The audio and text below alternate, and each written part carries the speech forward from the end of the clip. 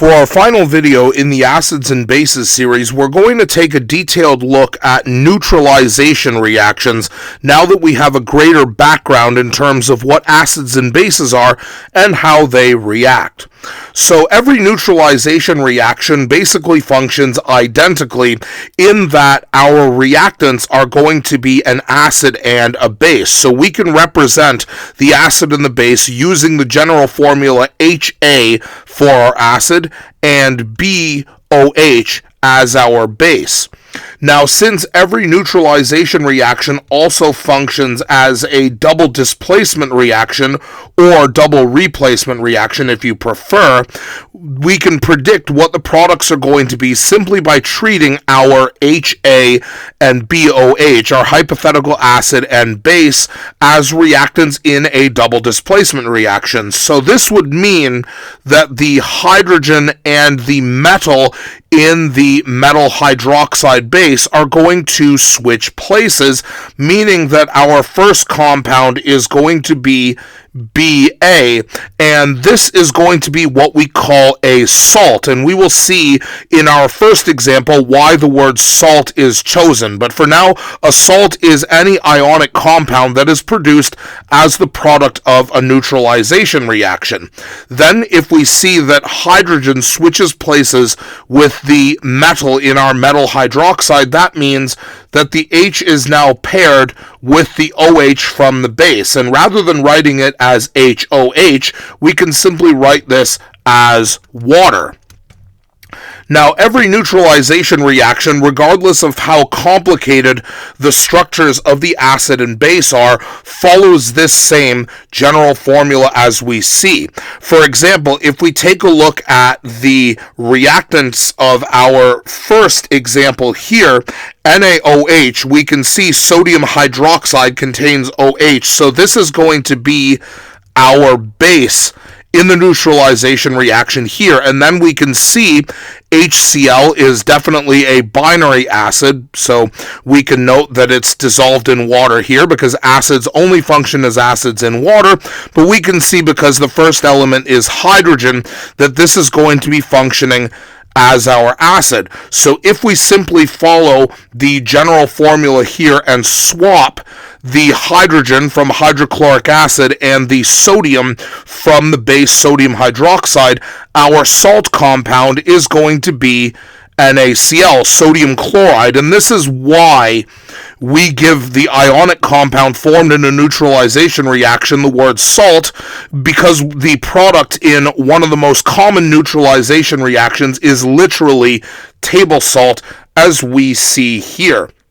Now, this is a particularly simple neutralization reaction because if we take note of all of our reactants and products, we can see that there's only one sodium on each side, one chlorine on each side. We can see that there are two hydrogens on each side, two hydrogens in water, and a single oxygen, which means that our reaction is already balanced. However, if we take a look at a more complicated neutralization reaction, such as our second example, we can see that neutralization reactions might actually be a little bit tricky to balance. So firstly, what we can do is complete our products here by following the general formula. So here, we take the three hydrogens from our oxyacid, in this case phosphoric acid, and swap them with the metal in our metal hydroxide base, in this case calcium. So our salt is going to consist of the metal calcium and the polyatomic ion phosphate. Now, if we need to double check the charges so that we can get this chemical formula correct, we can check our periodic table. So calcium as an alkali metal has a positive 2 charge, whereas our polyatomic ion phosphate has a negative 3 charge. So we can see that the charges don't exactly match. Positive 2 and negative 3 don't directly cancel out and give us a neutral charge, so we need to find the lowest common multiple, which between 2 and 3 is 6, because 2 times 3 is 6. 2 times what number gives us positive 6? Well, that would be positive 2 times 3.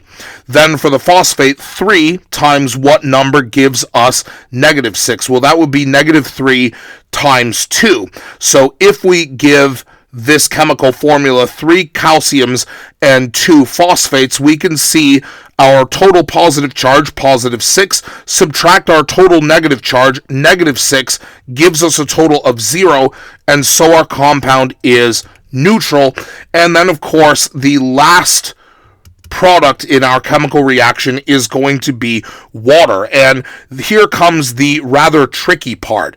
Now, this is where if we revision water to look like this, as a combination of hydrogen from the acid and hydroxide from the base, balancing neutralization reactions is actually quite straightforward. So we're going to write this as a reference here. Now, if we follow all of the other rules of balancing, starting with the major hydroxide rule, so balancing calcium first, we have 3 calcium in the product, so we can put a 3 in front of calcium hydroxide. Secondly, if we keep our polyatomic ion together, phosphate here, we have 2, so we can put a 2 in front of phosphoric acid here. And here's where we can use HOH. Again, we're not changing the chemical formula of water. All that we're doing is rewriting it so that it's easier to see the amount of hydrogen and the amount of hydroxide. So if we look at our acid, 2 times 3 is 6 hydrogen here. And then if we look at our base, 3 times 2 is 6 hydroxide here. And since we need 1 hydrogen and 1 hydroxide to make 1 water, if we have 6 of each, that must mean that we are going to get 6 water, because we need 6 hydrogen and 6 hydroxide to come together in order to make water. And this is how we can use the chemical formula of water and the general formula for neutralization reactions in order to help us balance. And we can see that not just constructing neutralization reactions, but actually balancing them proves to be relatively straightforward. Now, this concludes our video series looking at acids, bases, and pH.